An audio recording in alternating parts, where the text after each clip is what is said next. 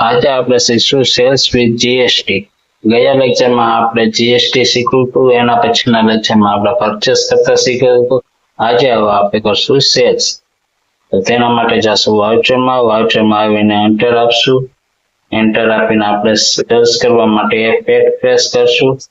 હવે F8 આપણને પાર્ટીનું નામ પૂછે તો તેના માટે આપણે પાર્ટી એક બનાવશું. તો પાર્ટીનું નામ આપણે અલ્ટર C થી ક્રિએટ કરશું અને રાખી દઈએ BBB under route sundry ડેબિટર્સ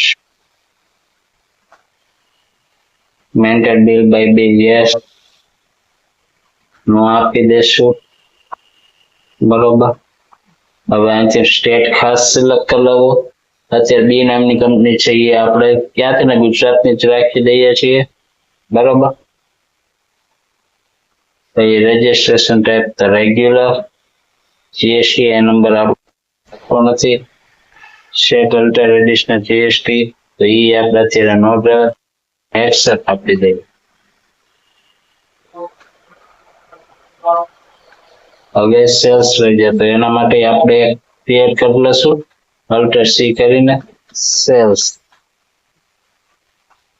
under root sales account type of ledger તો તેને આપણે અત્યારે નેક્સ્ટ કરી દઈશું અને કંટ્રોલ થી આપણે સેવ કરી દઈશું.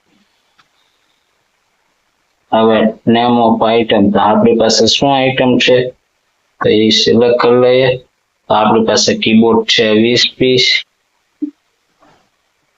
બરોબર. ક્વોન્ટિટી એને આપણે 10 દઈ દઈએ. રેટ એનો આપણે આપી દઈએ 300.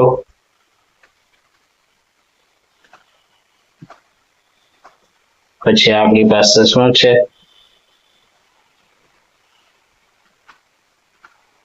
એન્ટર માઉસ તેના પણ આપણે 10 પીસ આપી દઈએ. તેનો રેટ આપણે દઈ દઈએ 200 રૂપિયા.